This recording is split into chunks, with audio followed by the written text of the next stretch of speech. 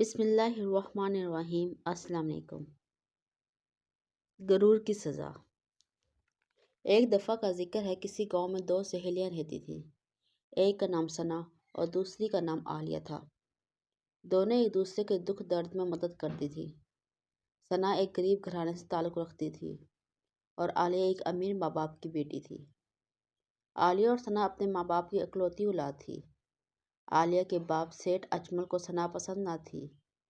وہ ہر وقت عالیہ کو ثنا کے غریب ہونے کے متعلق طعنے دیتے رہتے تھے اور اس سے دوستی نہ رکھنے کی تلقین کرتے تھے، مگر عالیہ نے کبھی ثنا کو حقارت نظر سے نہ دیکھا تھا۔ جب اپنے باپ کے کہنے پر عالیہ نے ثنا سے دوستی نہ چھوڑی تو انہوں نے ایک منصوبہ بنایا۔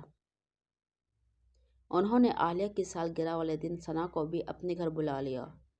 جب سب لوگ باتوں میں مصروف تھے تو انہوں نے چپکے سے عالیہ کا ہار ثنا کے پرس میں ڈال دیا۔ جب عالیہ نے اپنے والد کا دیا ہوا تحفہ کھولا تو اس میں ہار نہ تھا۔ وہ بہت پریشان ہوئی۔ سیٹھ اجمل نے سب مہمانوں کو تلاشی لینے کو کہا۔ تلاشی لینے پر ہار ثنا کے پاس سے ملا۔ سب نے ثنا کو چور کہا، مگر عالیہ نے اس بات کو وہیں ختم کر دیا اور سب لوگوں سے کہا ثنا چور نہیں ہے۔ جب سیٹھ اجمل کا یہ منصوبہ ناکام ہو گیا تو انہوں نے عالیہ کو اپنے بھائی کے گھر امریکہ بھیجنے کا فیصلہ کیا۔ جب عالیہ کو معلوم ہوا تو اس نے بہت ولولہ مچایا، لیکن کسی نے اس کی کوئی بات نہ سنی اور اب عالیہ کو امریکہ بھیج دیا گیا۔ عالیہ بالکل خاموش رہنے لگی تھی۔ ادھر ثنا کا بھی یہی حال تھا۔ آہستہ آہستہ وہ بیمار رہنے لگی اور سوکھ کر کانٹا بن گئی۔ جب سیٹھ اجمل کو یہ معلوم ہوا تو انہوں نے عالیہ کو واپس بلا لیا۔ وہ عالیہ کو ڈاکٹر کے پاس لے گئے تو معلوم ہوا کہ اسے کینسر ہے۔ یہ خبر عالیہ کے گھر والوں کے لیے ایک صدمہ بن گئی۔ سیٹھ اجمل ثنا کے گھر گئے تاکہ اس سے معافی مانگ سکے، مگر جب وہ ثنا کے گھر پہنچے تو بہت سے لوگوں کو جمع پایا۔ وہ گھر کے اندر گئے تو وہاں ثنا کی میت پڑی تھی۔ سیٹھ اجمل یہ دیکھ کر صدمے میں آ گئے۔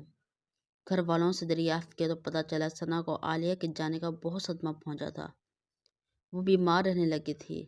آج صبح اسکول جاتے وقت بے دھیانی میں سے کسی تیز رفتار گاڑی سے ٹکر ماری اور ہسپتال پہنچنے تک ثنا وفات پا چکی تھی۔ یہ سن کر وہ اپنے گھر آئے اور جب جو منظر ان کی آنکھوں کے سامنے تھا، اس نے سیٹھ اجمل کو پاگل کر دیا، کیونکہ سامنے ان کی اکلوتی بیٹی کی لاش پڑی ہوئی تھی۔ سیٹھ اجمل ذہنی طور پر پاگل ہو چکے تھے۔